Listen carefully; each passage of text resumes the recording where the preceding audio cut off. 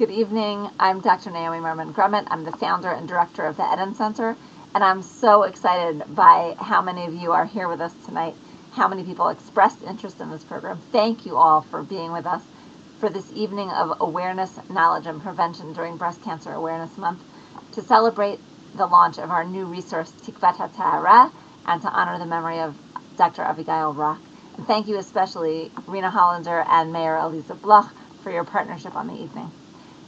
The Eden Center works to promote the spiritual, emotional, intimate, and physical health and well-being of Jewish women and families, using the mikveh as our primary platform and trying to make the mikveh experience a more positive one that's welcoming and accessible for every woman who wants to use the mikveh and responsive also to current needs.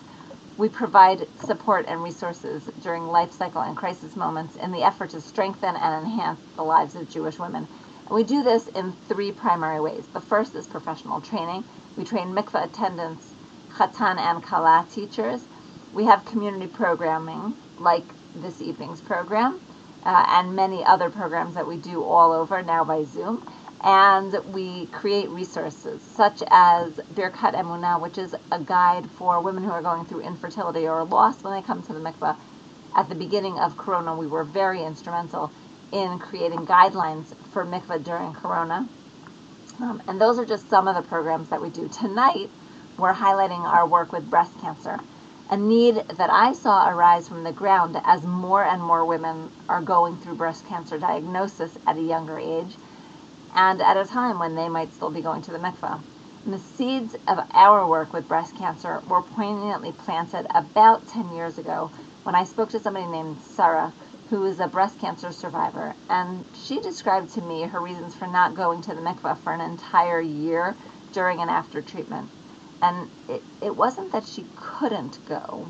She was weak and there was some difficulty in the physical preparation, but really it was the emotional toll of having somebody else see her body and her scars and not wanting to feel pitied by the attendant that made her wait an entire year until she got the courage to ask the balanit to let her sister accompany her into the mikveh. And think how hard that must have been, how it must have impacted on her and her relationship not to go to the mikveh for an entire year. Thinking about how young she was and how it could possibly have been caught at an earlier age, think about how different it would have been if she felt that the mikveh was a safe and welcoming place that could either have helped to prevent or at least support her during the treatment and afterward. And with that began our work at the Eden Center around mikveh and breast cancer, when we realized that the mikveh really is a natural setting in which to increase awareness and sensitivity to breast cancer and preventative care. We began by creating this beautiful poster for the mikveh, encouraging women to be aware of changes in their own bodies. And we have that in English and in Hebrew. I encourage you to order from our website for your own mikveh, and I'll put up the link. After we created the poster, we developed a course to train mikveh attendants, and we included in that sessions to raise awareness about breast cancer and the need for regular checkups. And that's where Avigail came into the picture. From the very first program, she came to share with the attendants about her own experience of breast cancer as a young woman of 38 who clearly still needed to go to the mikveh. And with her own inimitable style, her frankness, her real sense of humor, she shared about the complexity of what it means to go to the mikveh or to be intimate with your husband during and after treatment.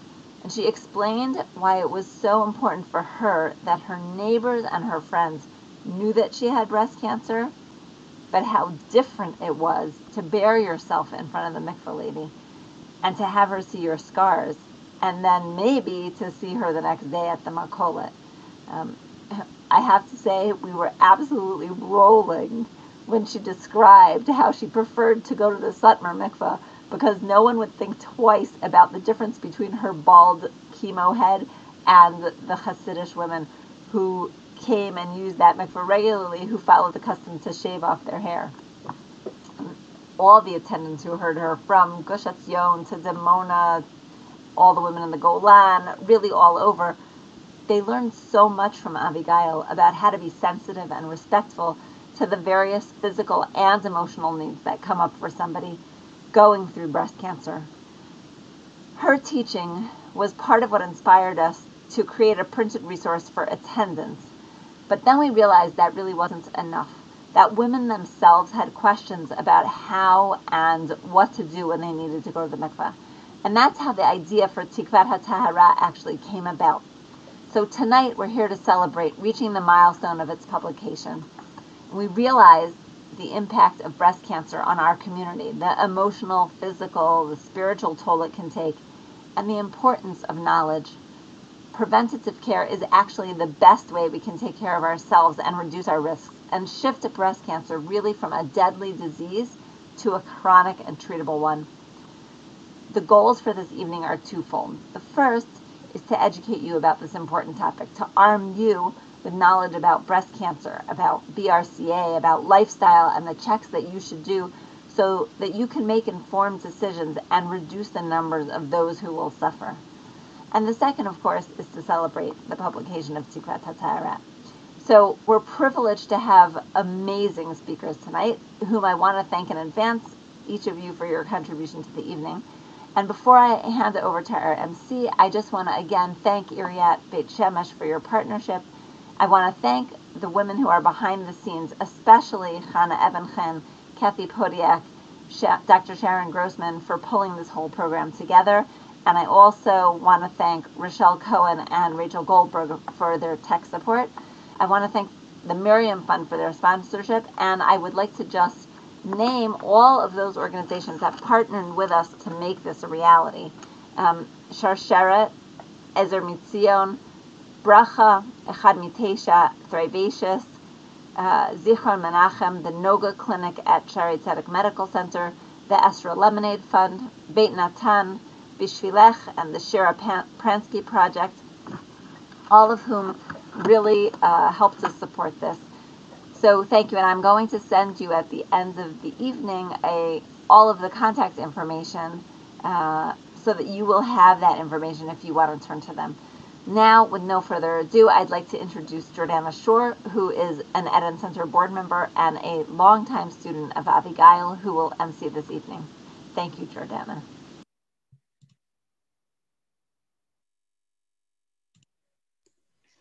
Thank you, Naomi. And listening to you speak about Abigail and reminding me of her personality just made me very emotional and sad and honored to be here tonight as the MC. We have a wonderful evening planned, and I do want to thank all of our partners and Iriyat Beit Shemesh. I want to thank Chana Ebenchen for putting this all together, and we want to thank Pfizer for funding the evening. Our first speaker tonight is going to be Rabbanit Shani Taragin, who's going to speak about health as a halachic imperative. Shani is a Yoetzet Halacha and the educational director of Matan's Eshkolot Tanakh program and the Morala Halacha program. She lectures widely in North America and in Israel on Tanakh and Halacha, and is world-renowned as a Talmidah Chachama. She was also a very close friend of Abigail's, and if you go to the Eden website, you can see a tribute that she has there in memory of Abigail. And you can also find her own article about finding a lump at the mikveh. In my work over the years with Shani for the Eden Center, we've done many amazing things, but I think one of the more inspiring ones was sitting with her at the very beginning of these breast cancer publication initiatives, where she was going through every halachic item that she felt was important for women to know, to be empowered, so they could speak intelligently to their poskim, to the rabbis, to their doctors, because she knew what women were going through and felt it was so important that they had information. And with that, we began the mikveh training, the guide for mikveh attendance, and following that, the guide which we're celebrating tonight, the publication of Tikvat HaTahara, which is specifically for women with breast cancer. So they have the information about specific issues that will arise for them. So thank you, Shani, for your words of Torah.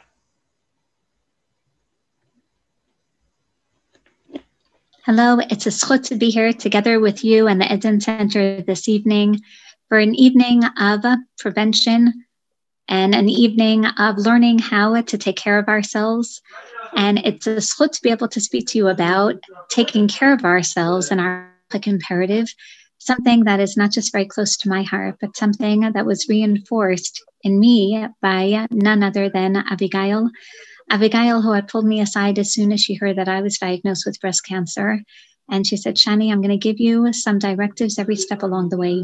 And not only as you're dealing with the cancer, but also how to take care of yourself thereafter, which not only infused me with a sense of mindfulness and a sense of mission, but also with a sense of responsibility.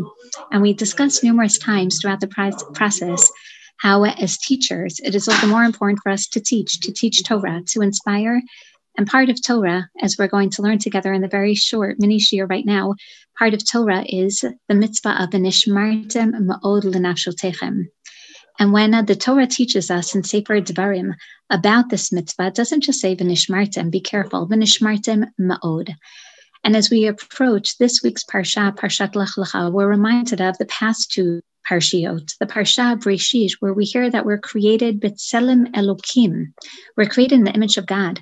And this is the basis for our responsibility to make sure to take care of ourselves, because we're a reflection, really, of godliness, of the divine image, which is why Chazal teach us. Rabbi Akiva says in Pirkei Avot, Perek Gimel, Mishnah Yudalid, Hu Haya Omer, Chaviv Adam Shenivra B'Tselem. We are so loved. We are lucky that we're created in the image of God, but a very special level of endearment, of love. No dad lo shenivra b'tselem. Not only did God create us in his image, but we're told in the Torah that we're created in the image of God. And interestingly, Rabbi Akiva doesn't quote from the beginning of Breshit. He doesn't quote B'Tselem Elokim or B'Tsalmo B'Tselem Elokim or HaKadosh Baruch Hu creating us in his image. Rather, he quotes from Parshat Noach, from last week's Parsha, Ki B'Tselem Elokim asa et Adam. And if we look at the context, we're able to appreciate why Rabbi Akiva quotes this specific pasuk. Why the pasuk from Parshat Noach? So when we open up Parshat Noach, Perek Tet, pasuk Aleph, Vayivarech Elokim et Noach v'et banav vayomer lahem pru urvu molu et haaretz. On one hand, we understand that the world is restarting after the Mabul, after the flood. But then 6 psukim later, Shofech dam ha'adam, ba'adam damo yishafech. We're told of the Sheva Mitzvot B'nai Noach, and we're told that man is not allowed to murder another man. Ki b'tselem Elokim asat ha'adam. Because man is created in the image of God. And if we hurt one another, then basically we're disgracing this image of God. But it's more than that. Rabbi Akiva decides to employ this pasuk because this is a pasuk that teaches us that we're not just created in the image of God as a zchut, as a merit. We're created in the image of God as a responsibility towards others, but ultimately as a responsibility towards ourselves. No dat lo. We have to know that we're created in the image of God because we have to know that we now have a responsibility to take care of ourselves. And we have to see ourselves literally as created in the image, as the Maharal explains on Pirkei Avot.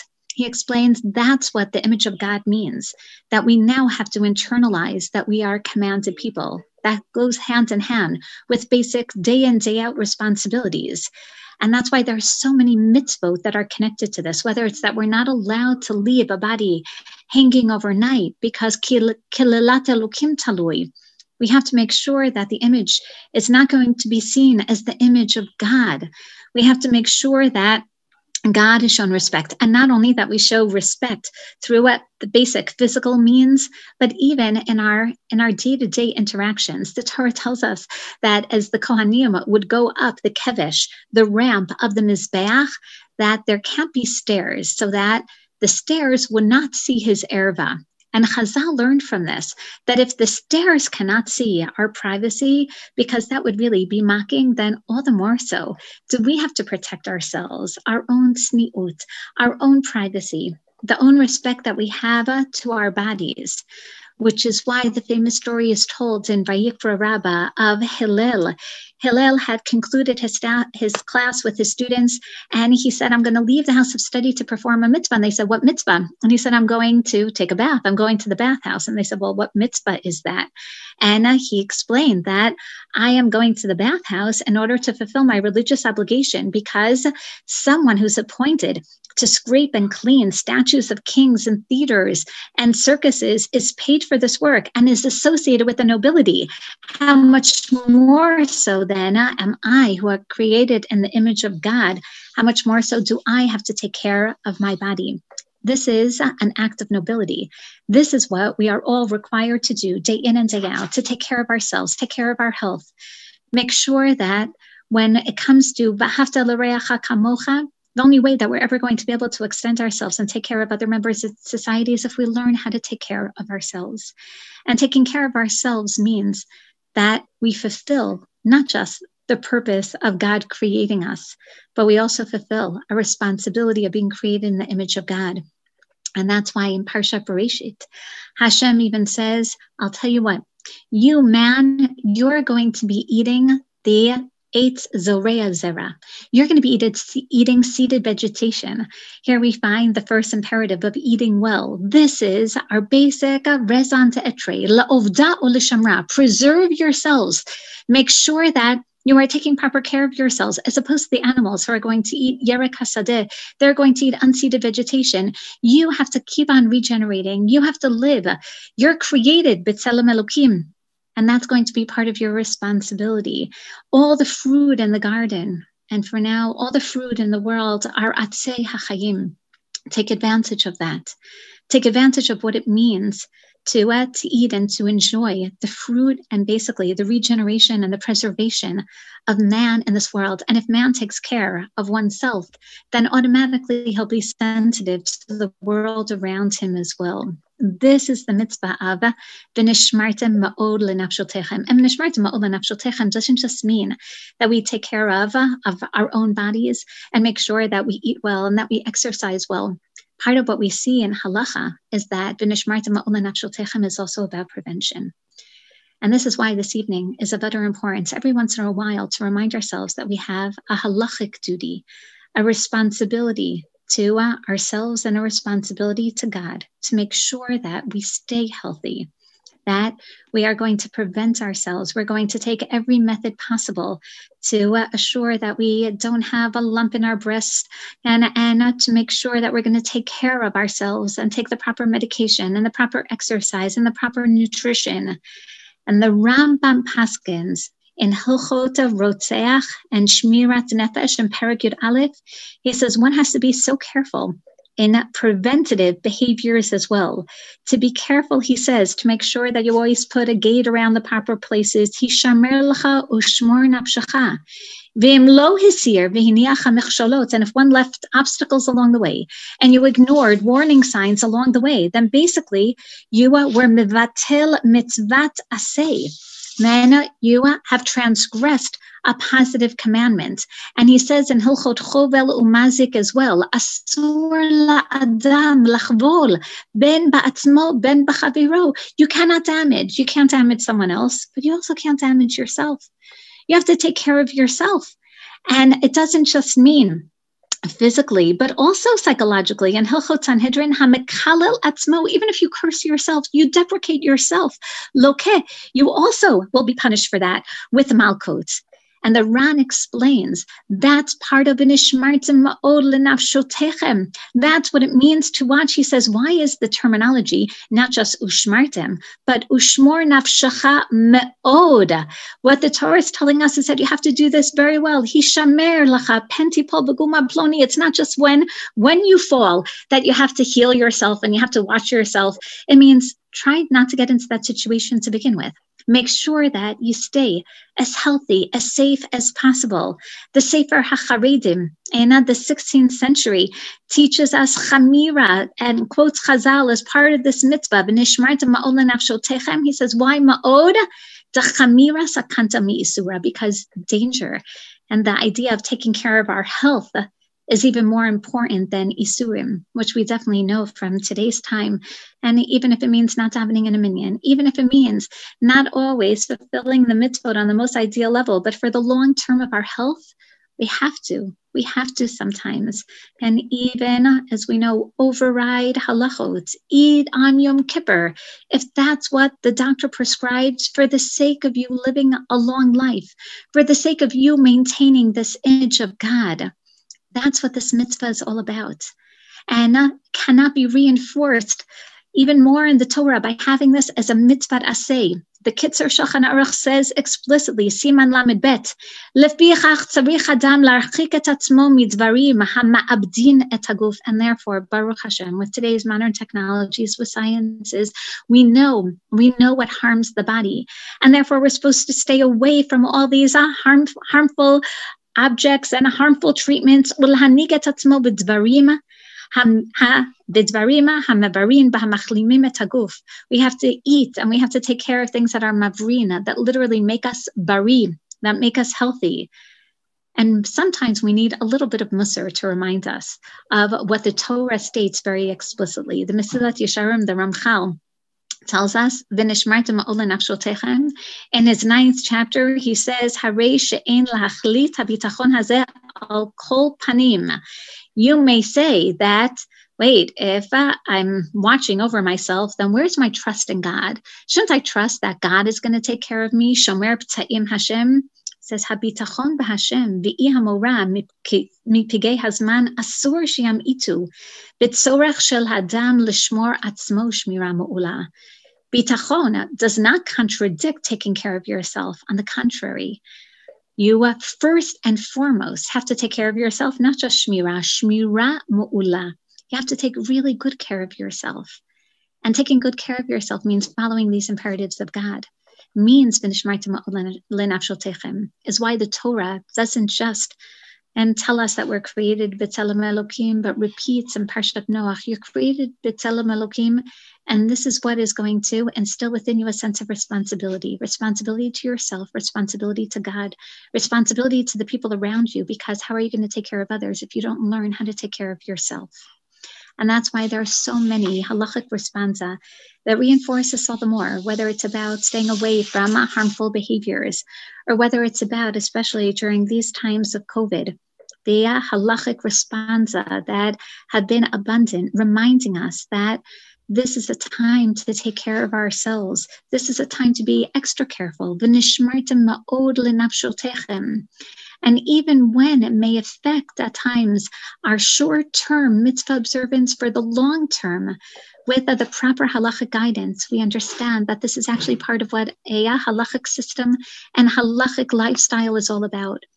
The Rav Avad Yosef, in his halachic response of Yechavadat, therefore says, stay away. Anyone who's smoking, he says, Matov manaim li mana mi'ishun sigariot b'chol yemot hashana, not just on Shabbat.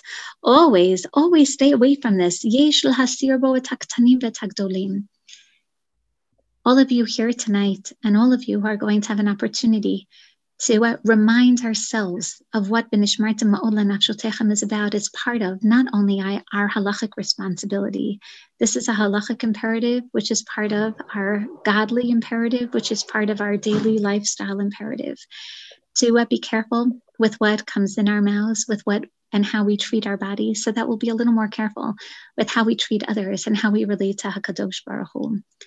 I'd like to end with the Nachama of Yeshayahu in Perek Memheim. He says, just remember these parshiot of Iriyat Olam. Remember that God is the one who created the entire world.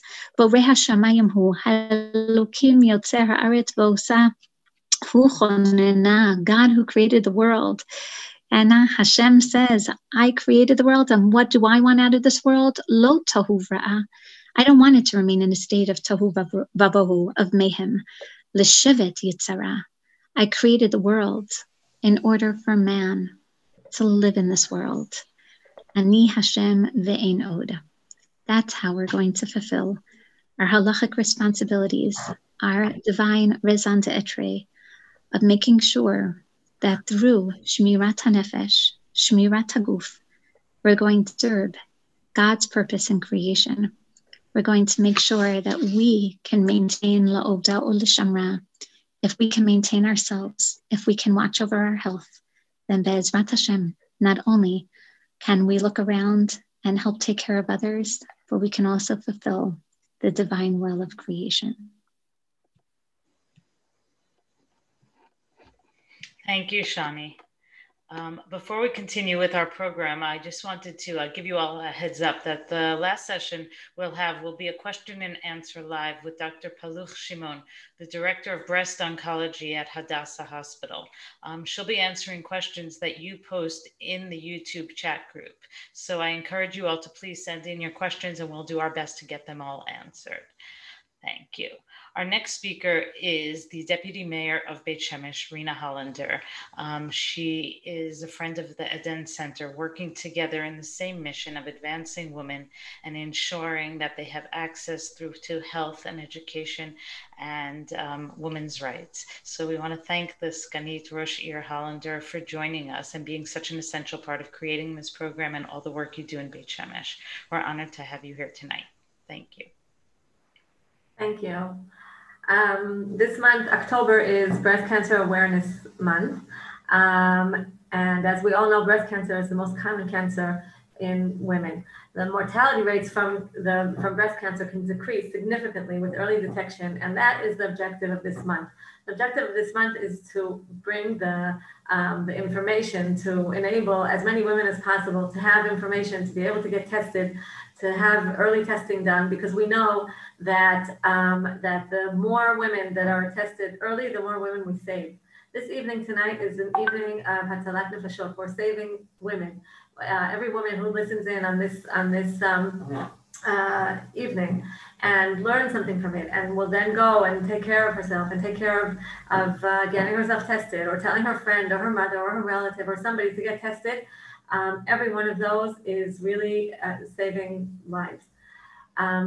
So besides everything else, I called everybody to please go and get tested. If you haven't been tested yet this year or recently, please go and get tested. This evening is dedicated to the Neshama, Eloi Neshama of Avigail Rak, Dr. Avigail Rak. I've known Avigail for many years. I knew her for many years, and I studied with her. And one of the main things that stood out over time with Avigail was her extreme love of Torah. She would give a shiur, and you really saw the love of Torah in her. She wasn't coming to give a shiur like a math teacher comes to teach math, or like another teacher comes to teach another subject. Avigail, I think she just, you saw her face shine. She would light up when she would come in the morning. I studied early mornings with her Matan, and also sometimes late evening shiurim, and her face would light up, and her whole personality would light up and change when she started talking, and when she would talk about the different mefarshim, and even if she would talk about a little difference between why is there a yud here, or why is there a lamed there, or why did this happen or that, even the smallest technical detail in the Tanakh, brought her alive. And I think, therefore, that it's very fitting that the Eden Center has published, together with their partners, has published the booklet of Tikvat HaTahara.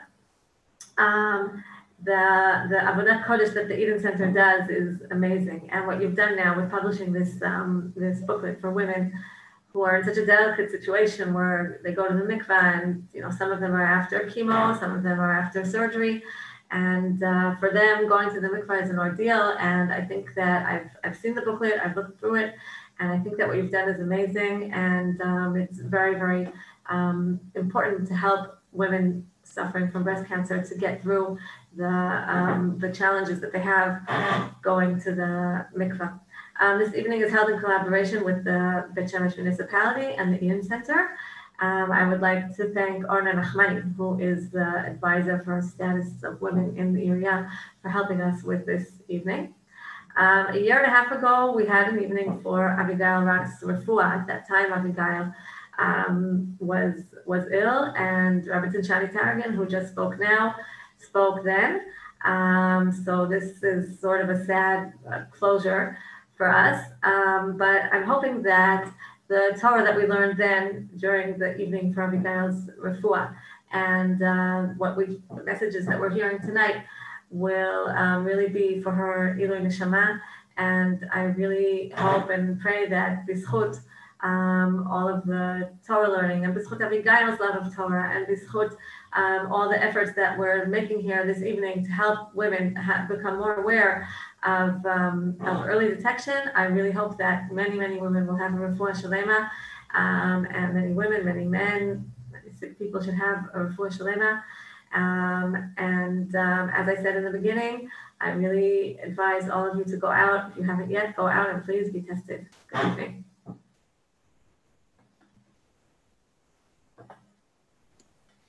Thank you very much, and thank you for talking about Avigail as a teacher, because there's so much to say about her. But when she was alive, she was so alive. So I really. Our next speaker is Sarah Simitiski, who's the founder and director of Bishvilech, which is the Evelyn Barnett's Women's Comprehensive Medical Center, providing direct medical care, professional education, advocacy, all promoting women's health in Israel. She's going to get more practical and speaking specifically about breast health testing and what we should be doing to take care of our bodies and do our best to protect ourselves. Thank you. Good evening. My name is Sarah Simitiski, founder and director of Bishvilech, the Evelyn Barnett Women's Medical Center in Yerushalayim. I'm very honored to be able to join you all this evening on a special evening, Le'ilu Nishmas Avigail Rock, and focusing Le'ilu Nishmasai on trying to inspire women to take care of herself. Honestly, when people come and ask me, what if I have only a few minutes, what should I do to take care of myself? I always say to them, do something that you enjoy, that lifts your spirit, makes you feel good, gives yourself some time and energy. That's the most important thing that everybody should do every day if they can. But what the focus for my talk is tonight, in a very short talk, is trying to incorporate in a very short time what I can't say to teach you, but to remind you about things that are very important for us in caring for our health.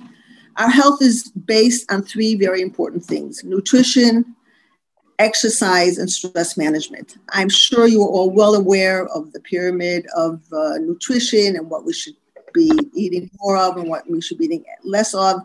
I can only impart to you the importance and the difference that it makes to each person physically when they stay focused on trying to eat healthy, make right choices for what they can do for their meals. Remember to eat at least 2 or 3 meals a day and to drink a lot of water.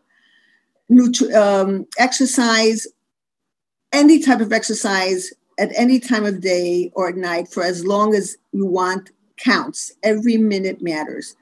The heart associations would like people to do 30 minutes at least 5 times a week, which is 150 minutes a week of exercise that raises your pulse a little bit.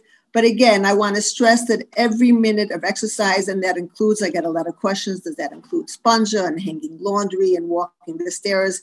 Everything is including exercise. What we want to see for the heart and even for cancer to diminish or to lower the risk of cancer is strenuous exercise like running or walking very quickly that raises our pulse, and we can't speak during that time, at least 30 minutes, 5 times a week. That does make a great impact on our statistics and our risk factors, especially for breast cancer. But again, I want to focus on going from 0 to 5 minutes is a great leap, and taking that 5 minutes and increasing that every day is wonderful.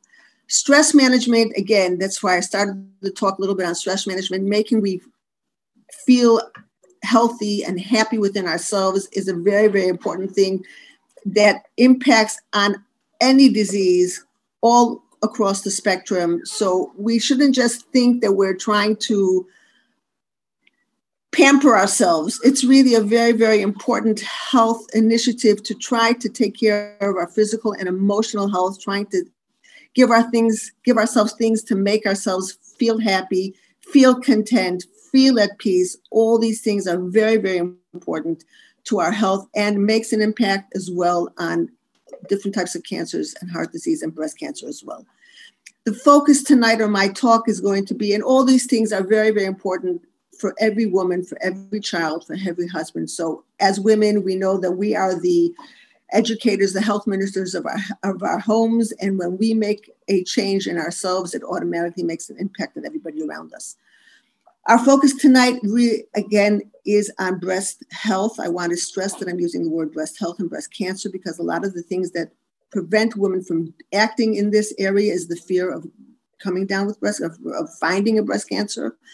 And there should be more fear of not relating to ourselves and our bodies, and there should be a fear of understanding what we have to do for ourselves. So I'd like to talk about the topic more as a breast health issue than a breast cancer issue, because I want people to take this upon themselves as a health issue, as if you would be brushing your teeth. What we have to do first about our breast health is to be self-aware. We have to know our bodies. We have to look in the mirror. We have to touch ourselves, make sure that we understand the contour of our breasts. In Bishvilech, we promote that from age 20 already, and we know that breast cancers risk factors go up with age, but we feel a very important part of health attitudes and health disciplines to educate ourselves already from the age of 20 to be aware of this very, very important part of our body. Like I say, sometimes in discussions, we take children with have 2 teeth or 3 teeth and we already buy them toothbrushes and stools and put them at the sinks because we want to teach them how important it is to brush their teeth and not have a cavity. Just as we think that is important, that it is important dental care, breast health is as important as dental care, especially for women, especially for Jewish women. So we want to be self-aware from the age of 20 about how our breasts feel, how our breast looks. We promote doing that in a standing position against the mirror to see if everything is aligned and the shapes, touching the breast with our fingers in any which manner that you feel you comfortable doing. There's no exact correct way to do this in any other way. It's not just as long as you feel your breast gently on the surface and also deeply, which is more easily to do laying down when the breast is more shakua, laid flat onto your body. We suggest to do that monthly. I know a lot of people will say that's passé. This is an important part of our body, and breast cancer, the statistics of breast cancer in Israel is over 5,000 new cases of breast cancer a year. 25% of those breast cancers are women younger than 50 who are not even in the mammography program. We see at Bishvilech a lot of young women being diagnosed with breast cancer, and just being aware of your body and your breasts could definitely save a lot of Akmas Nefesh medical care and your life. We'd like you to go to the doctor from age 20 to make sure that what you feel is normal breast tissue. So once you feel and get to know your body, go to the doctor, have a breast exam. We'd like you to do that as part of your general health exam. It's not called a screening measure, clinical breast exam anymore, but it is part and parcel of a complete physical examination of anybody, men and women itself, to examine the breast. Get yourself checked by a physician to make sure that what you feel for you is absolutely normal, and then you can continue on doing that periodically. When we say periodically, we like to say once a month, because if you don't do it once a month, once every other month, that doesn't matter. But we want you to do it periodically, and if you say once a month, people feel more secure that they know that this is when they have to do it. They shouldn't feel that they did something wrong if they didn't do it once a month, but do it periodically, systematically, according to how your calendar goes. For women who are still menstruating, the best time to do it is 2 weeks after a period, when the breast tissue is relaxed, or 2 weeks before the next period. That's pretty much the best time when to check the month. For women who are postmenopausal, choose a date in your calendar, if it's every Friday or Rosh Chodesh or something like that, and know that this is the time that you're going to pay attention to this very important part of your body. Again, we know that over 50 women are invited to do mammography. We also would like them to include ultrasound in that examination. The most important thing is to find a doctor that you know that you can speak to get the proper testing for you at the proper age that you need, according to the risks that you have. And that will go on another topic, different women for this. What I'm saying now is for women who are low or no risk and non-risk. But then many women who have family history have to reevaluate that according to what their doctors advise. So we have general breast awareness. We have our yearly examination once a year. Mammography for women over 50 If they're, if they have nothing before that, we'd like them to include ultrasound, again, depending on the doctor that you're going to, but ultrasound definitely completes the picture for women over 50. Again, very often the women would maybe need a breast examination or imaging younger than 50. In the years between 40 and 50, they still recommend mammography and ultrasound, and younger women are really sent for breast ultrasound. Mammography is a test that has proven to save lives. Early detection with mammography has cured close to over 90% of the women that have been diagnosed with breast cancer. I'm not, you should, you could look up, I will be presenting to you face to face or in person. I would be showing you exactly the contour of a breast, what you're feeling when you're touching your breast, but I guess you can all look that up for yourselves. It's very important to understand that the breast is a lumpy, bumpy thing, feeling like grapes inside. That's very, very normal, and that's why I stress the fact, feel your breast and then go to the doctor after that to make sure that what you felt is really a normal, healthy breast.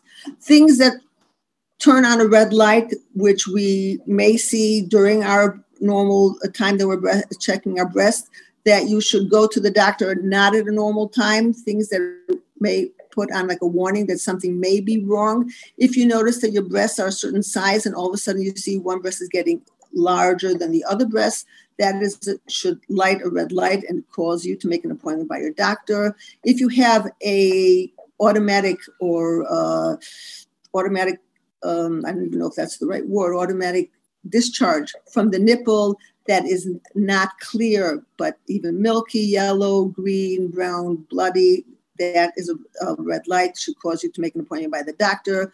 If you see any kind of redness around the nipple or swelling around the nipple, that is a red light that should cause you to make an appointment by going to the doctor. Any kind of dimpling in the skin or rash, like a apple peel or an orange peel, any kind of change of texture of the skin of the breast should make you make an appointment by the doctor. If you feel, of course, any kind of lump in the area of the breast, which includes in the area of the breast includes the part from under the armpit over the collarbone down to the septum and down under the breast, that whole area is included in what we call our breast examination, our breast area. Any kind of change or dimpling or redness or change in skin or any kind of lump or skin pulling in is a reason to pick up the phone and make an appointment by the doctor. If your nipples were naturally pointing outwards and all of a sudden you feel them pulling themselves inward, that is a reason to make an appointment by the doctor. If you have pain, now a lot of people have pain different times of the month. If it's not that usual pain that women can get during the, before or close to their periods, then that is a normal pain that people have in the breast. But if you see that this is a pain in the area of the breast that is not what you usually get, it is something that can happen, but we don't want to we want to say maybe, we want to know. So it's a good thing to pick up the phone and make an appointment to see a doctor to make sure that everything is normal.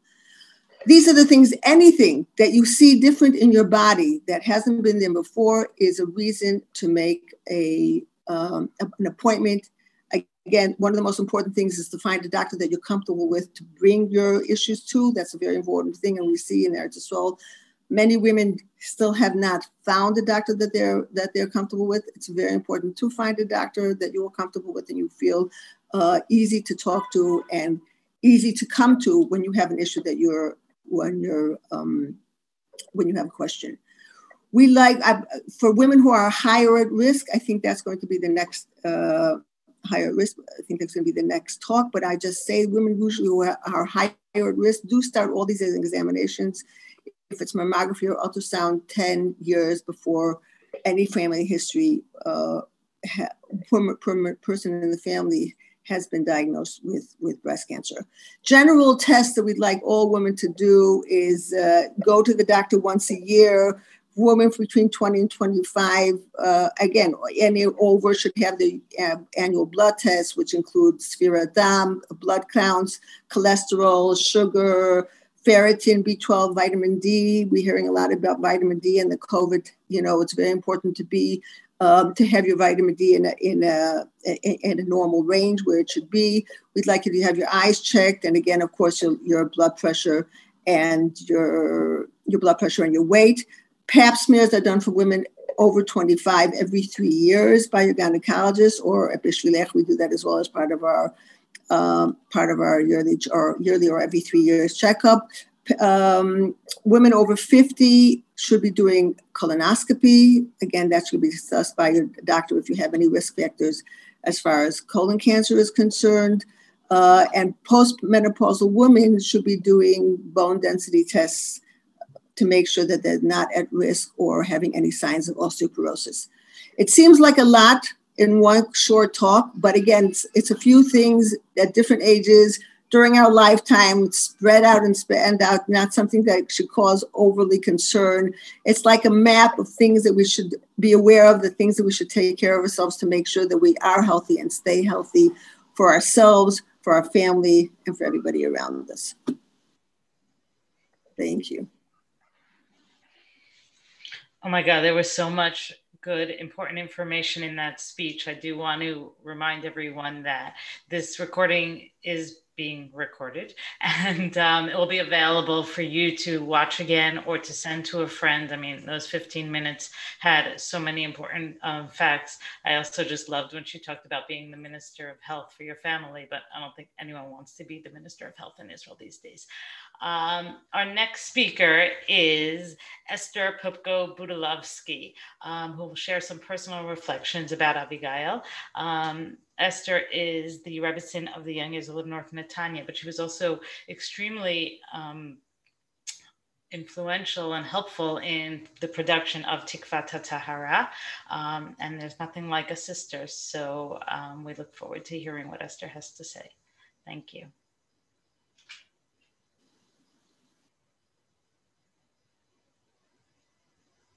I was asked by Merkaz Eden to talk to you and to tell you about my sister, Avigail. So Avigail loved teaching. She loved what she was learning. She loved Tanakh. And it was very, very obvious to everyone. This excitement, this energy that she gave over was very, very contagious. Now, Avigail's energy wasn't only apparent in her teaching. It was also in her everyday life. So her home was really, really known to be a house that is machnis ochim. There was always room for guests at Avigail. I remember there was once a Shabbos bar mitzvah when some relatives called up just a few hours before Shabbos. They said, "Hi, Avigail, we have a place to sleep. Can we join for the meals? We really want to be there for the bar mitzvah." Avigail didn't make a calculation in her head to see, where am I going to place them? She said, "Yeah, sure, you could come." And after that, I said, "Avigail, how are you going to manage? You have already the tables planned and everything?" She says, someone asked to come. It's important for them. There's always space for another person.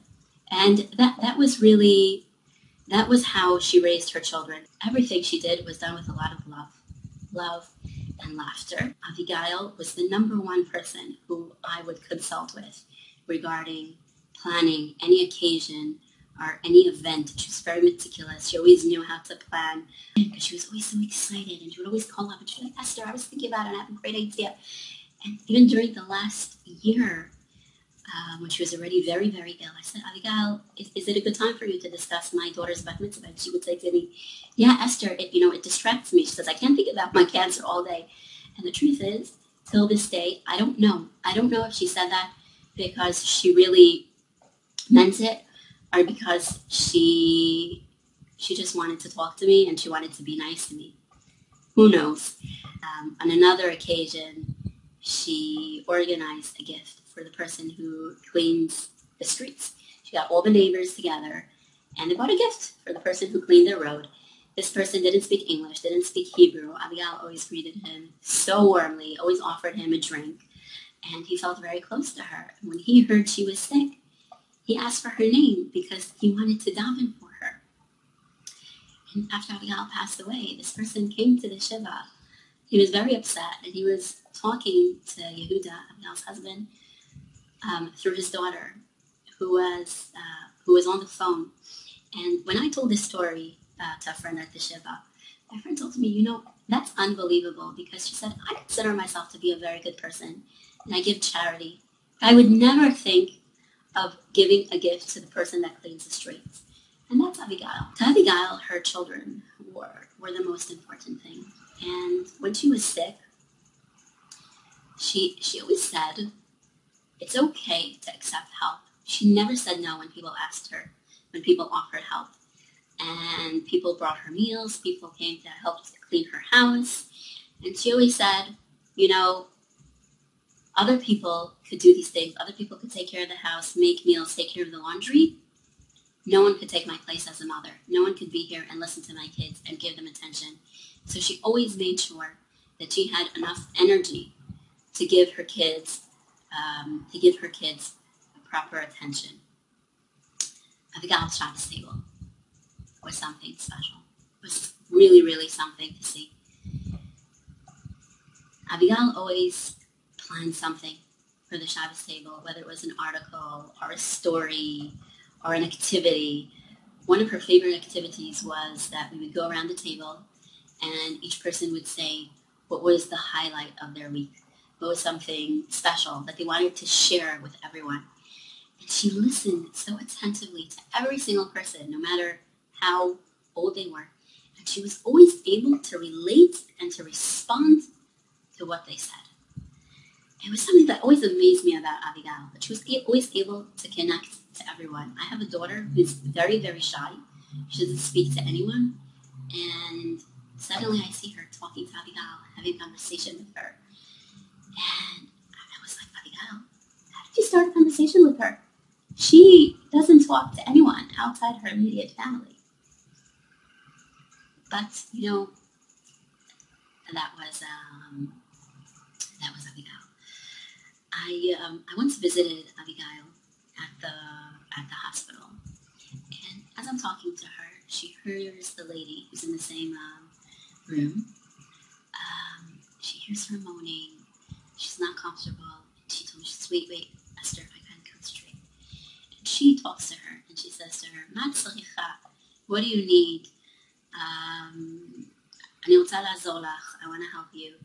And this person said, I need a nurse. I need someone. So Abigail said to me, Esther, go call the nurse. And I ran out to the hall. I told the nurse, I said, someone here wants you. And she said, well, what does she want? So I said, I don't know. And I felt a little strange. And she said to me, she said, I just came to Avigail. So I said, yeah, it's not Avigail, it's her roommate. And then I said this, Avigail asked that you come to see her. And she said, okay, tell Avigail that I'm going to come. So I just wanted to conclude by saying that Avigail was diagnosed when she was 38. She went for a screening test because a relative encouraged her to do so. And we believe that because she went and she was diagnosed early enough, she had another 10 healthy years where she was able to be with her family and her children. And we're very grateful to that. But we also learned from here the importance of getting checked. And may we all be blessed and well, and maybe all be able to help and do good for those people who aren't well.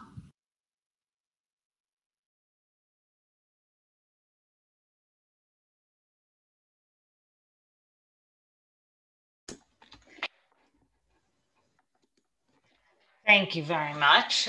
For those of you that are coming on late, I just want to give a little bit of a context, which is the Eden Center has published so far 4 booklets related to breast cancer. There are 2 in English and 2 in Hebrew. The first ones that we created were guides for mikveh attendants about what it means to come to the mikveh, both halachically and emotionally, for a woman with breast cancer or with BRCA, with the gene that has a very high likelihood to give you breast cancer. And these books were published partially as a result of conversations with people like Avigail, who was one of the first in the program that the Eden Center runs for Balaniyot, for mikveh attendants, to explain to them what is the experience like for a woman with breast cancer. And Avigail came to speak to Balaniyot and was very frank and explained to them both the physical and the emotional issues. And Balaniyot were like, oh my gosh, we would never have been able to really understand what it's like without such a vivid, clear, honest teacher, speaker. So Avigail really played a huge role in that, which inspired the publication of the first guide for mikveh attendants. And then when we distributed those booklets to mikveh attendants, they were like, this is wonderful. But women with breast cancer were like, we need this information. It's wonderful that she understands, if my PICC line is a chatzitza or not, for example, but the woman actually wanted to have more information to help them both in the discussions with rabbanim or with their doctors or just for themselves, or to understand what other women are going through and use the wisdom of women. And that is the booklet that we are celebrating. I guess it's a funny word to say tonight, which is the publication in Hebrew of that booklet, which was dedicated in memory of Avigail by her friends and family after her passing. So I just wanted to put a little bit in context in case people who came on late, what the connection was between this wonderful woman, Tanakh teacher, Avigail Rock, and the Eden Center and breast health, because Avigail was such a strong proponent in women understanding about breast cancer and speaking and teaching and sharing with one another and advocating that every woman be educated and tested for the things that she needed to be tested for. With that in mind, I'm going to introduce our next speaker, who is Dr. Sharon Galper-Grossman. Sharon is a radiation oncologist with a master's in public health and a graduate of Matan's Morot LaHalacha Advanced Halacha program. She's written academic articles and lectured extensively on BRCA testing. On a more personal note, I know that her work has truly been groundbreaking. I know myself and many other men and women who, after hearing her speak, went to get tested for BRCA. And I hope you too will be one of them. And testing really brings relief to people. For those who are negative, they're obviously relieved to know that they do not carry the gene. And those that are positive, studies have shown, there are academic studies done, that they're so grateful, even though they're net positive, they're so grateful to have the information to save their lives, to act more aggressively, and to be constantly doing both screening and sometimes surgeries to make sure that BRCA doesn't take their lives. And Sharon has taught me that there's no shame in encouraging every Ashkenazi person we know to test.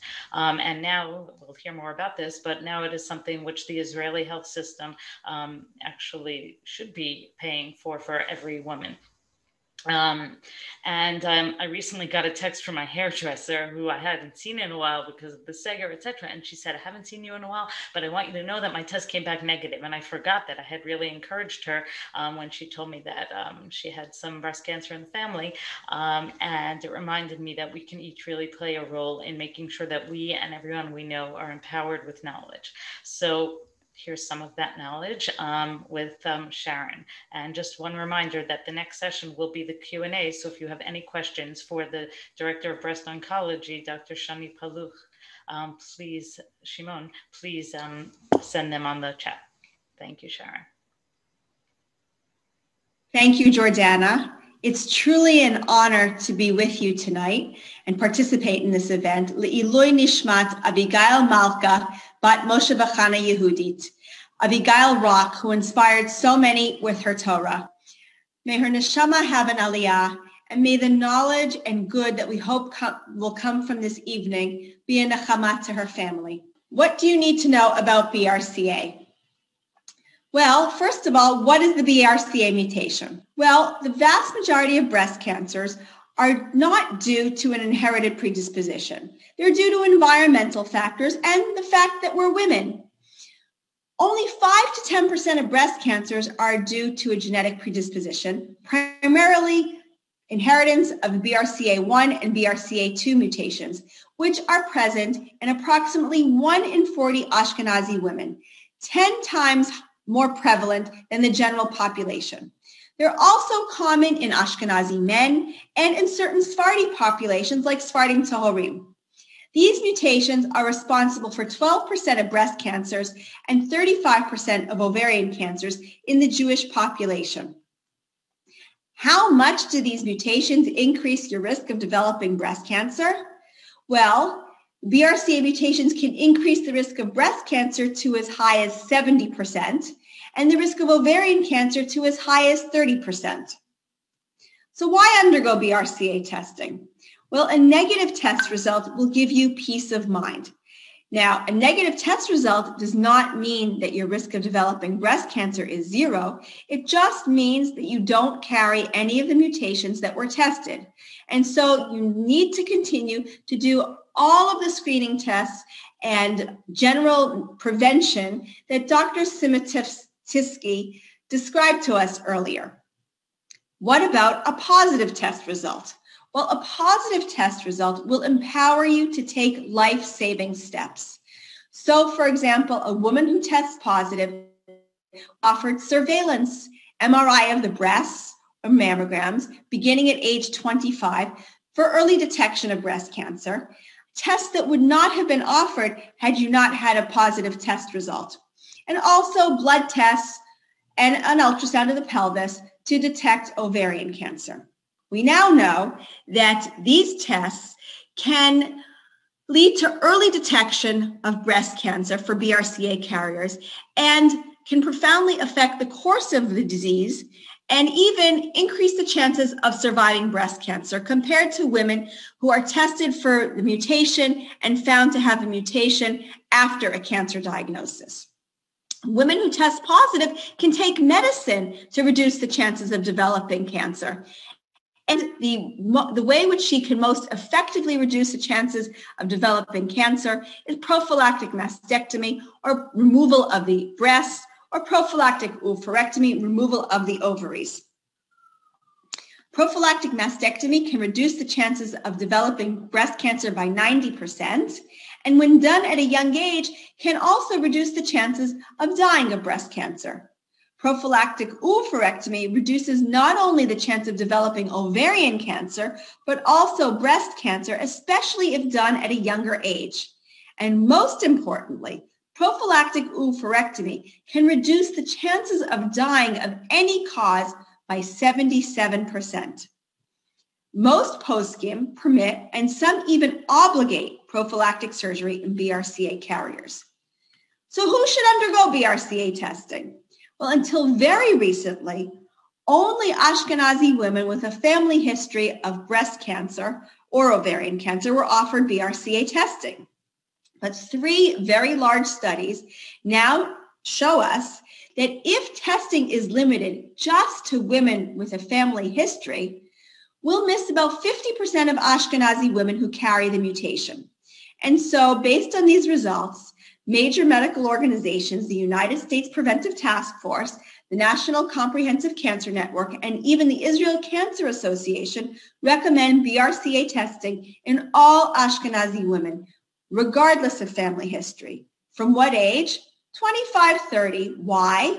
Because that's the age when the risk of cancer starts to rise, when women would start surveillance for breast cancer and ovarian cancer. That's an age when many women would have already married, and so the results are not likely to affect shidduchim. And at that age, many women can start to plan their families with an eye to complete childbearing by 35-40 to maximize the benefits of prophylactic surgery. So why is family history, why does it do such a poor job of identifying the Ashkenazi women who should undergo BRCA testing? Well, there's several reasons. It can be poor communication in the family, members who are unwilling to divulge information, a lack of awareness, inaccuracies in family history. Physicians do a terrible job of identifying who should undergo testing. But most importantly, there is a misperception that when talking about family history, we only need to pay attention to a mother's family history. And that, in fact, is not the case. We inherit BRCA mutations just as frequently from our fathers as from our mothers, as illustrated by this pedigree that I've presented on the slide for you. So in this family, the father carries the mutation and the mother doesn't. They have 4 children, and two inherit the mutation, and they inherit it from the father. What does halacha have to say about BRCA testing? Well, arguing in favor of BRCA testing is V'nishmartem ma'od lenafshotechem, which Rabbanit Shani Tarragon has discussed with us, inspired us just a few moments ago. Arguing against BRCA testing is the prohibition against soothsaying and the possibility that genetic testing involves some form of seeking the future. Also, the principle Shomer P'tim Hashem, that God protects the simple. And so in 1973, Rav Moshe Feinstein issued a landmark tshuva permitting and in fact strongly encouraging people to undergo Tay-Sachs testing before marriage. And he said that to not do so would be like closing your eyes to what's before you. And so while this is a pivotal tshuva regarding genetic testing, it's not clear that we can extrapolate from his tshuva on Tay-Sachs disease to BRCA testing because of differences in the two mutations and the diseases that they cause. Until very recently, there were only two poskim who weighed in on this issue.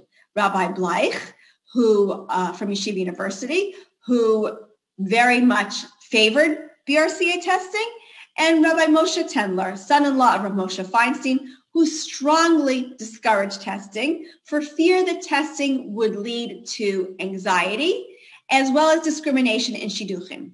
And so over the last number of years, I have approached several poskim, summarized and presented them with the relevant medical information, and tried to ascertain what their position was. And so Rav Avram Steinberg has stated that all Ashkenazi women are strongly encouraged to undergo testing, and in fact, those with a family history would have an obligation to undergo testing. Rav Avi Ner has said that it's a mitzvah for all Ashkenazi women, regardless of family history, to undergo testing. And Rav Yuval Sherlow has said that if an Ashkenazi woman asked me if she should undergo BRCA testing, I would tell her to run to do so. And so with this in mind, I approached Rabbi Tendler, who again, repeatedly over the last 22 years, strongly discouraged testing to ascertain his position. And to my surprise, he told me that he believed that his father-in-law, Rav Moshe Feinstein, would have obligated BRCA testing much as he obligated Tay-Sachs testing. But we'll never know because, unfortunately, we can't ask Rav Moshe his position. And so Rabbi Tendler expressed that all Jewish women, not just Ashkenazi women, have an obligation, a biblical obligation, a chiyuv d'oraita, to undergo BRCA testing. And when I asked him, does any woman have the right to refuse BRCA testing? And he said no. So after hearing this, I, someone who is Ashkenazi but has no family history of cancer, decided that I must undergo testing because how can I argue with a chiyuv d'oraita? And so one Motzei Shabbat, I turned on my computer, logged in, and found a private testing company. I filled out the relevant information, and Sunday morning, a genetic counselor contacted me to ask a few more demographic questions. Monday morning, a nurse came to my house to draw my blood. I put the vial of blood in my refrigerator. Monday afternoon, a courier came to take the blood to a company for testing, and 6 weeks later, I received my results. Thank God I was negative. But had I been positive, a genetic counselor would have contacted me the next day to advise me. And so how can you go about BRCA testing? Well, in the United States, the Before trial is offering free BRCA testing to 4,000 Ashkenazi men and women in 4 cities: Boston, New York, Los Angeles, and Philadelphia. In Canada, the Screen trial is offering testing to Ashkenazi men and women at $165. And in Israel, the Ministry of Health has now added BRCA testing to its health basket for all Ashkenazi women. And so I urge you to approach your family physician and ask about BRCA testing, and encourage all women you know, mother, sister, aunt, grandmother, daughter, friend, to do the same. Because BRCA testing will empower you and give you information that can save your life. I thank you for your attention.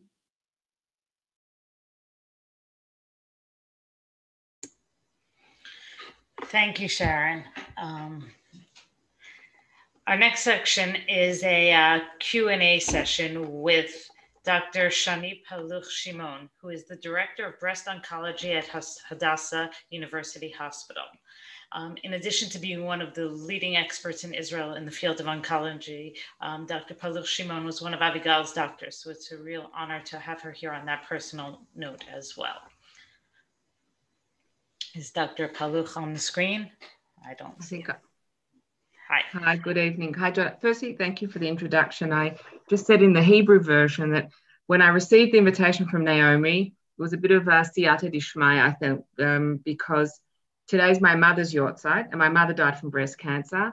And I had the great privilege of being one of Avigail's physicians and being with her on her cancer journey. So it was a real honor and very clear to me that I would accept the invitation. So thank you very much for the invitation and thank you for hosting me.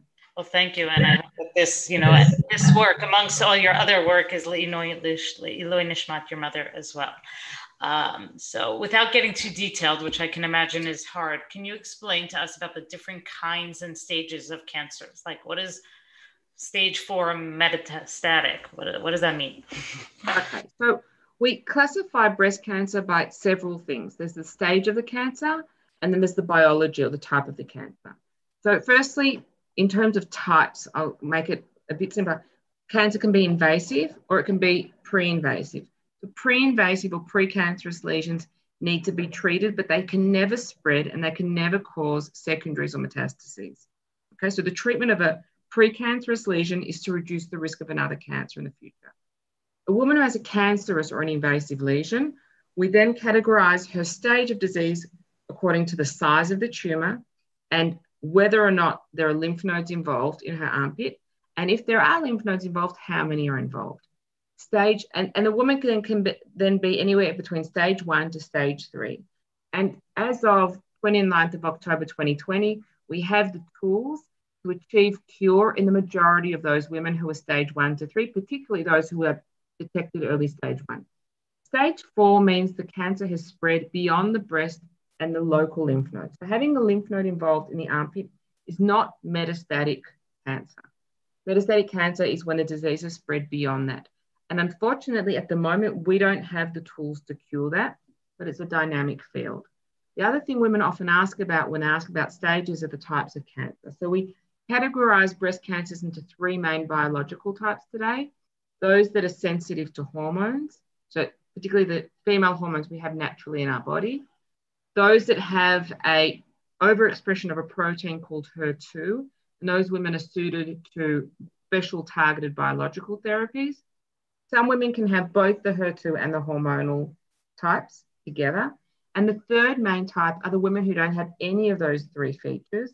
And because of our inadequacy at characterizing those tumors, we call them triple negative because they don't have the estrogen receptor, they don't have the progesterone receptor, and they don't have the HER2 protein.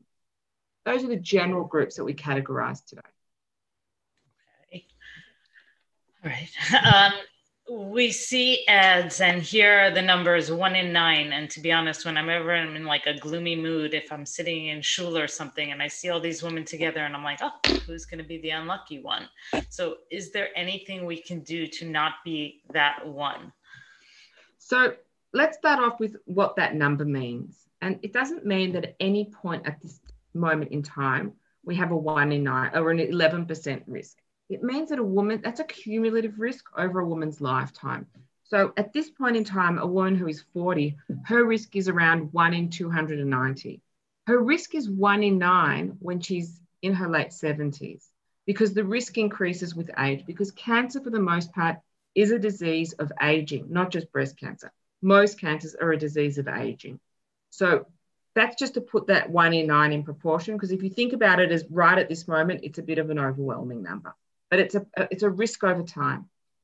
What can we do? Well, there are a lot of things that women can do. Basically, healthy body weight, exercising, limiting alcohol intake. That's one of the little known facts about breast cancer, but it's one of the only dietary factors that has an association. So you don't need to avoid alcohol altogether, but to limit alcohol intake. And there are certain reproductive factors that women do have some control over. So if a woman can have a pregnancy before the age of 30, that's a protective factor. It's not always possible, not physically and sometimes not socially. Breastfeeding, as much as possible, is protective. Again, not all women can breastfeed, and that's okay, but it is a protective factor.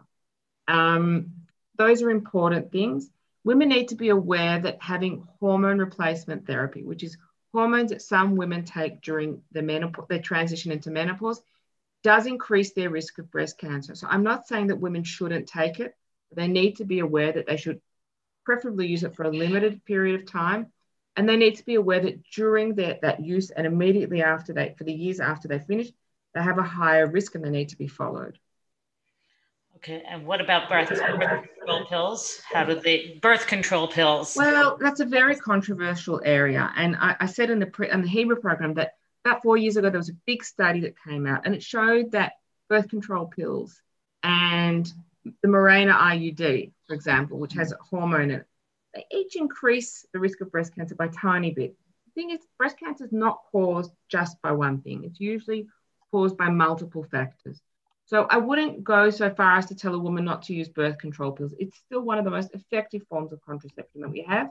And contraception is actually something that's important for women's health, physically and mentally. So I'm not saying that women shouldn't do it. I do think that women who are getting to around 40 and above, it's my personal opinion, so this is not an official recommendation. I personally think that women should use non-hormonal forms of contraception once they're getting past 40. But in general, we do still consider oral contraceptive pills safe. Okay. Now, practically, if I want to either be responsible or if I feel a lump and I call my kupa and they tell me you can have an appointment in 6 months, like, what do I do? What's a responsible amount of time? How can I stage my appointments and where do I go? Well, that's where being in Israel. What? That's where being in Israel is a really good lesson in becoming assertive. And so I think that women, if they have a lump in their breast or there's a change in their breast, not something that can be pushed off or delayed. Women should demand to be seen.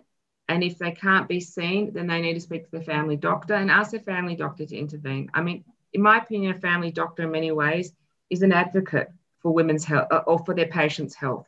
So if there's something going on, then and you can't get an appointment for a breast surgeon, then ask your family doctor to intervene, because to a family doctor, all of us can get to our family doctor usually within a week.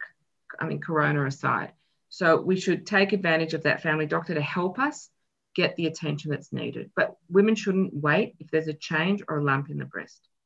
Okay. I will just add that most changes and lumps in the breast will be benign, non-cancerous. But the only way to know is to get it checked. And so every woman should go and get that checked.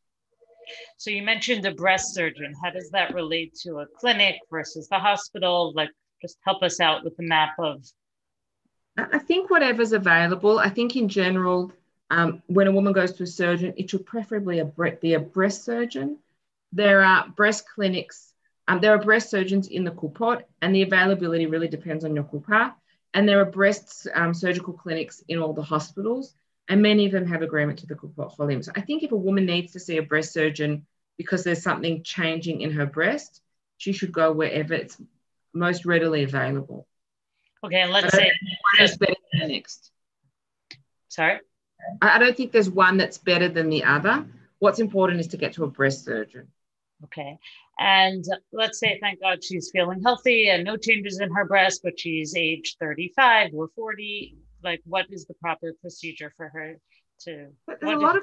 This is a really controversial issue. So for many years, we told women do self-breast examination. We now know that self-breast examination has very limited value. And so now what we tell women is be breast aware. So be aware of any changes in your breast. And if you notice any changes, seek medical attention right away. Then the other issue was there was a recommendation for women to be examined by a surgeon once a year from age 30 or 25. It's a controversial issue. I certainly think that it can't do much harm. And so I think it's a sensible thing to do, but it's not a must. The only thing we know that is really effective is mammography from age 50 in women who have no symptoms, of course. Women who have symptoms needs to be checked. Okay, and in terms of BRCA testing availability and how one gets a hafnaya for that, are you aware of how a woman could do that? Yes, so if a woman has a family history, it's a bit simpler. But since January of this year, BRCA1 and 2 testing, BRCA1 and 2 are the genes. Was this already explained? I don't want to repeat about what BRCA is. Okay. So BRCA testing is available freely for any Ashkenazi woman. You don't need to have both parents who are Ashkenazi. You can have like one grandparent who's Ashkenazi. No one's checking your ancestry at the Kuppah. But why Ashkenazi women? Because 1 in 40 Ashkenazim will have a mutation in BRCA1 or BRCA2, which means that 2.5% of the Ashkenazi population is walking around with a mutation, and they are usually completely unaware of it, and many of them have no family history for many reasons. So it is freely available. A woman can go to her kuppah and tell the family physician that they know it's entered the sal and they'd like to be tested. And then the family physician can give them a referral, and it's a simple blood test. Okay. And is there a value in screening for other cancers through that, or just BRCA1 and 2? What's available is BRCA1 and 2. Doing what's called a multi-gene panel, looking for other mutations, for other genes that raise the risk for cancer, is not necessarily necessary in the general population, has very limited value. Families that have a rich family history of cancers, different types of cancers, should seek genetic counselling, because there will be situations where broader genetic testing beyond BRCA is indicated and justified, but it's a very limited group of patients. But again, you should seek genetic counselling if you have a family history of multiple cancers. Okay. And what's this like, my aunts once said to me, we don't have BRCA1 or 2, but we have something else. So what's a woman supposed to do with that kind of attitude or family history? So those are often the most challenging situations. So I always think we should err on the side of caution, and it's worth going. If there's something going on in the family, try and push for as much information as usually people know more than they want to say in those situations. Try and get that information, and then try and go for genetic counselling to see if there's an indication to do some testing. If there's a doubt, then there should be no doubt. So if the question is, was there or wasn't there a breast cancer, the woman should start getting her screening done at 40 instead of 50. But if there's something fishy going on, I would go for genetic counselling. Okay. And it just hasn't been discussed. So in terms of, are mammograms painful? Ultrasounds? Just can you explain to women what they should be expecting when they go to a clinic or a surgeon? Okay, so firstly, the recommendation for women who are at average risk, I'm only talking about average risk now, is a mammogram once a year. Sorry, that again, is a mammogram from the age of 50 every 2 years. Okay. Women who are at high risk, it's a different scenario altogether. They need to go to a breast surgeon and get counselled what they need to do. But a woman at average risk from age 50. I'm very honest about this. Mammograms are not fun. They're not pleasant, and they're quite uncomfortable. That being said, they're short, they're quick, and they're very effective at detecting breast cancer and early breast cancer. So even though there's some discomfort with it, it's definitely worth the discomfort, because having an advanced breast cancer is worse. So being aware, I think it's important that women are aware that it's uncomfortable, but I said also in the other group, the technicians, the radiologists, they're well aware of the discomfort, and they do everything they can to make it as quick and as comfortable as possible under the circumstances. As I said also in the other group, it's very clear that it is not a woman that created the mammograms. The technique is clearly created by a man. So I'll come up with the next one. We'll be happy to name it in your honor. Okay, can we end with something optimistic about breast cancer? I've heard this idea of becoming a chronic condition. What do you foresee, as our hope in the future? So I have some reticence about the concept of a chronic condition. I think we're going to get there, but I think it's deceptive for us to say already that it's a chronic condition. Because when we say chronic, most of us are thinking about diabetes for 20 or 30 years. And metastatic breast cancer is not a disease yet that women live with for 20 or 30 years. I think we need to be honest about that in order to be fair to the women who have metastatic breast cancer. That's one thing. And also to have realistic expectations. That being said, there is always hope. And the objects of our hope change, but the hope remains. So that's one thing for women with metastatic breast cancer to remember. There are constantly new treatments, new clinical trials. And just in the last year, with all that was going on with Corona, 2 new drugs were registered by the FDA for metastatic breast cancer, and both of them have had very impressive results so far. But we're constantly gaining new drugs, new tools, and so I think there's a lot of hope. The other thing that we've seen is that the mortality or the death rate from breast cancer is steadily coming down over the years. And it's not just early detection, it's that the treatments are becoming better and more effective. So I think there's a lot of hope, and I think there's a lot of room for optimism. And even for women whose breast cancer is metastatic, there is always room for different types of hope, even if the object of the hope changes over time. Okay. Are there any closing words about Avigail or a memory or something that you could, share with us? Just, I see your smile, so I too had a nice relationship with her. So it's just. She was a very special person. She was humble, and being around somebody who's humble is a humbling experience. And she was so modest. And I have to say that I had no idea what an incredible personality she was and what an incredible figure she was in her field, because she never said anything. She was so modest. She never complained. And she was so brave in how she took every step along her cancer journey. And cancer journey is a very challenging journey, but she did not deny the situation. She was open. She spoke and communicated about what was happening. And that actually takes a lot of bravery to be authentic and to be honest. And she was really very inspiring. Thank you. As are you. Thank you for your work for all of the women, maybe some men. I don't know if you treat men at all, but there are a handful.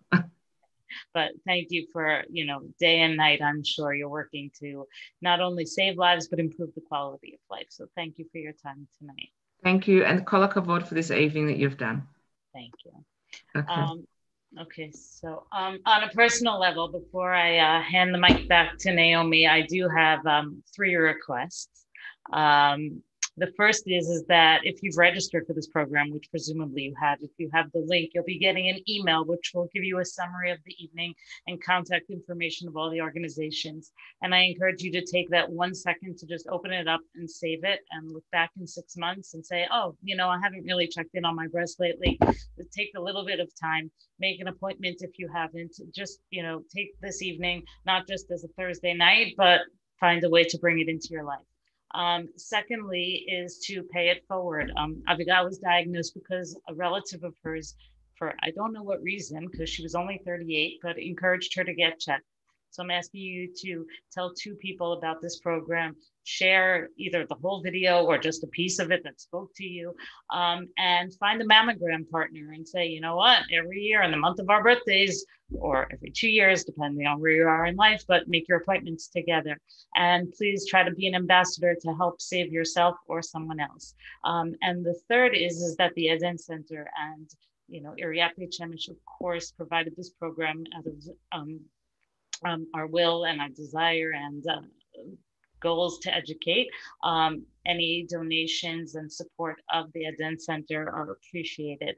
And as I said, that wasn't the goal of this program, but we do encourage you, not tonight, because Google does not seem to be happy with our website tonight, but to check out the website, there are links there to all of the things that were referenced tonight, the lemons poster, the 4 guides that we discussed, especially Tikvat HaTahara, links to how you can get all of these materials, videos, all of that is available on the website. So we encourage you to check it out and support us. And with that, I would like to just hand it over to Dr. Naomi Grummet, the founder and director of the Eden Center, who tirelessly devotes herself to enhancing the lives of women through mikveh, education, health, wellness. She's an amazing person, and the work that she's accomplished through the Eden Center is really admirable. So with much humility, I pass the mic back to her, and thank you all for joining us tonight. Thank you. Wow, I have learned so much from this evening. Thank you all. I just want to take a few minutes to introduce you to Tikvat HaTahara.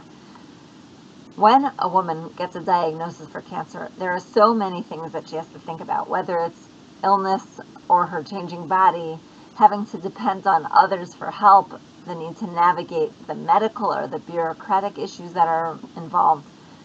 For a woman who wants to go to the mikveh, there's an additional layer of questions and challenges, which, as I mentioned before, Avigail had a very humorous and free manner in dealing with and pointing out.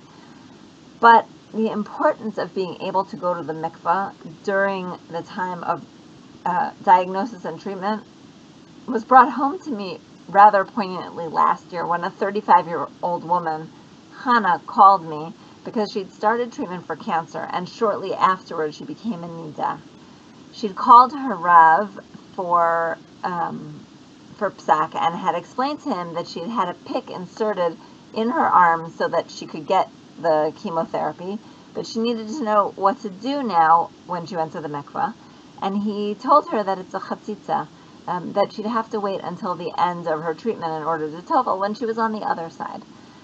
She accepted his psak because she didn't want to question the Rav, but she was very distraught about it. And in speaking to one of her friends, they suggested that I speak to her, that she call me, because she knew we were working on this topic of breast cancer and mikveh. She explained to me what she didn't feel comfortable telling to the Rav. And she said, I don't know how I'm going to get through this without the support of my husband. I don't even know if I'm going to make it to the other side. There are all sorts of things I need help with. And am I supposed to ask my 4-year-old to inject me with the medicines that I need, with my chemo, because my husband can't? It was so hard for her. And since we'd begun the process of creating this resource, I knew that there were rabbanim who paskin differently, and I explained to her the different opinions that are there, and I guided her in the issues which she could present to her Rav if she felt comfortable to call him again, and that there were definitely ways for her to tovel. She needed to have a conversation with her doctor. She needed to have a conversation with the posek that she went to. She needed to have a conversation with the mikveh lady. But at the end of our conversation, she sighed a huge sigh of relief, and she said, "This is the first time in weeks that I feel hope. So thank you." And her story underscored for me the importance of being able to ensure that women can go to the mikveh during treatment. Because imagine the upset of a woman who's told that she can't tovel. Imagine the devastation of being told that she can't have the support of her husband for months. And that's why we created this guide, so that every woman would know what she can do, the steps and the process, and what to expect, the questions that she might want to clarify with her doctor or with a halachic authority, how she could direct the mikveh attendant. After all, as Hannah said, this could be her last chance. And that's why it's so important, because for her, becoming a nida means that a woman does not have the physical and emotional support from her husband. Now, the newest research has shown that the touch of a spouse is quantitatively more healing than any other, because it conveys closeness and compassion. So the ability to go to the mikveh during treatment is not a luxury. It's an important part of healing. It gives hope. and it allows for emotional support. And the mikveh is also a place to daven. That's really why we created this booklet, to give support to women who lo aleinu are going through this process. So just so you understand the whole picture, the booklet outlines the medical and the psychological aspects of diagnosis and treatment. It clarifies the challenges involved in coming to the mikveh and engaging in sexual intimacy at the time. And it lays out the halachic concerns involved so that women can be familiar with the issues that arise.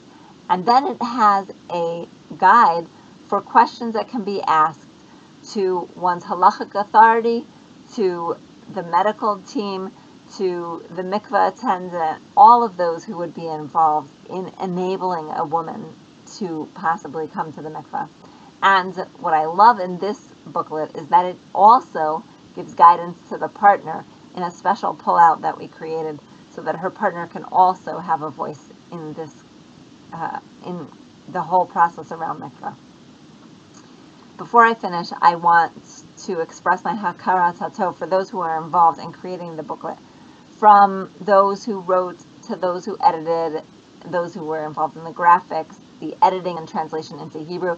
And I'm not going to name everybody by name because it's in the booklet, which I hope you'll see, and also because I don't want to forget anybody. But I do want to specifically mention the incredible help of Racheli Dubin, who really made sure that the translation and the wording was proper in Hebrew, to Rabbanit Esther Zemel, who was extremely helpful in the process of working toward getting a haskama, and very much Avigail's sister Esther, who we heard from before, who really helped to pull it all together. So thank you.